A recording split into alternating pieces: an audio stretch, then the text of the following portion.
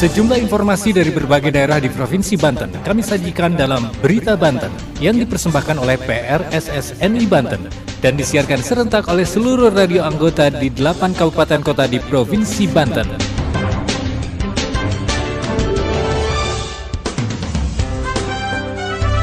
Apa kabar pendengar? Anda kembali bersama kami di Berita Banten PRSSNI Banten edisi Senin 18 September 2023. Sejumlah informasi dari berbagai wilayah di Provinsi Banten kami hadirkan kembali untuk Anda yang disiarkan serentak oleh seluruh radio anggota di 8 kabupaten kota di Provinsi Banten. Dan inilah informasi utamanya. Pemerintah Kota Serang akan menempuh jalur hukum terkait penyegelan SDN Kuranji oleh orang-orang yang mengaku ahli waris. Kepala Dinas Kominfo Kota Cilegon menyampaikan aplikasi pelayanan pemerintahan terintegrasi masih dalam tahap penyempurnaan. Dinas Kesehatan Provinsi Banten akan awasi ketat peredaran obat dan jamu tradisional. Bersama saya Saif Anwar, inilah Berita Banten selengkapnya.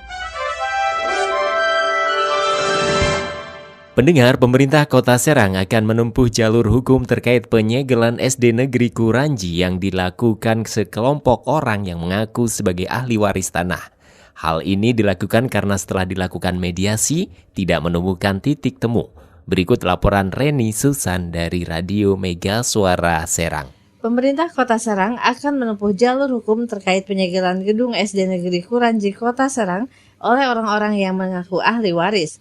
Sekretaris Daerah Kota Serang Nenang Saifuddin Jumat 15 September 2023 mengatakan bahwa pihaknya telah melakukan mediasi dengan pihak ahli waris melalui kuasa hukumnya, namun hal tersebut tidak menemukan titik terang.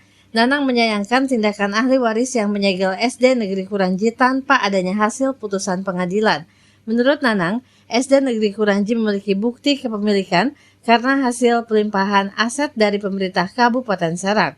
Bukti-bukti tersebut ada pada bagian aset, dalam hal ini Badan Pengelolaan Keuangan dan Aset Daerah Kota Serang.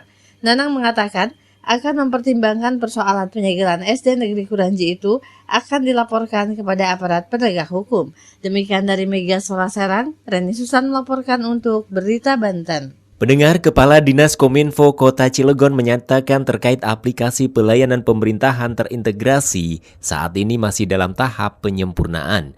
Di dalam aplikasi tersebut nantinya ada 28 informasi dari OPD terkait diantaranya informasi ketersediaan ruang rawat inap, informasi harga kebutuhan pokok, dan lain-lain. Berikut laporan Abi dari Sam Radio Cilegon. Kepala Dinas Komunikasi Informasi Statistik dan Persandian Kota Cilegon Agus Zulkarnain menyebut aplikasi yang mengintegrasikan informasi terkait pelayanan pemerintah Kota Cilegon pada program Smart City untuk kepentingan masyarakat sudah memasuki tahap uji coba dan penyempurnaan. Di dalam aplikasi bernama Interse itu, terdapat 28 informasi dari berbagai organisasi perangkat daerah seperti informasi ketersediaan ruang rawat inap di rumah sakit, informasi harga bahan pangan, informasi soal UMKM, titik-titik sambungan internet atau wifi, dan lain sebagainya.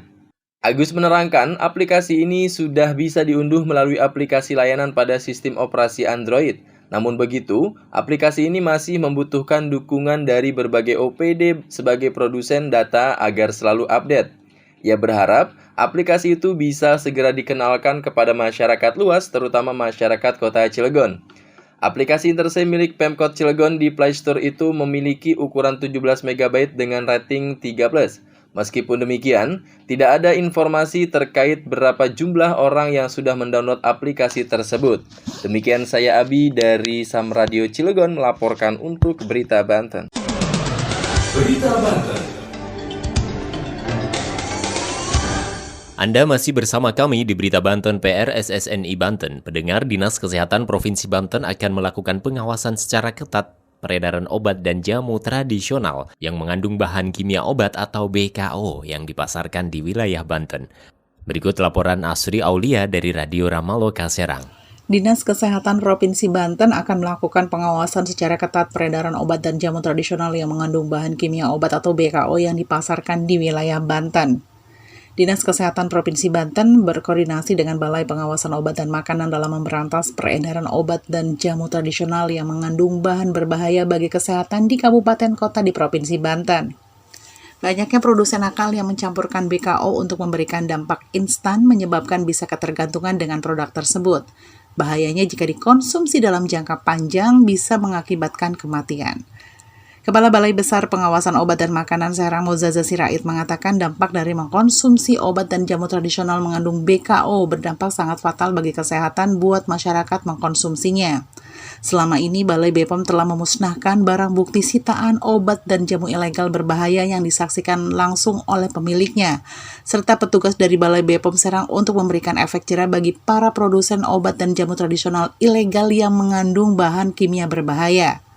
Sementara Kepala Dinas Kesehatan Provinsi Banten, Dr. Ati Pramuji menjelaskan, pihaknya akan terus melakukan inspeksi rutin dengan melakukan sosialisasi kepada para pemilik obat dan jamu tradisional yang memiliki izin, serta masyarakat akan bahayanya mengkonsumsi obat dan jamu tradisional yang mengandung bahan kimia obat berbahaya. Balai BPOM dan Dinas Kesehatan Provinsi Banten akan terus berupaya memberantas peredaran obat dan jamu tradisional yang mengandung bahan kimia obat atau BKO yang berbahaya bagi kesehatan masyarakat. Diharapkan masyarakat untuk lebih berhati-hati dalam memilih produk obat ataupun jamu tradisional yang bisa membahayakan kesehatan. Demikian berita sekitar Banten, saya Asri Aulia dari Ramaloka melaporkan untuk Berita Banten. Pendengar, demikian sejumlah informasi yang telah kami sajikan di Berita Banten kali ini. Saya Saif Anwar, sampai jumpa. Terima kasih Anda telah mendengarkan Berita Banten yang dipersembahkan oleh PRSSNI Banten.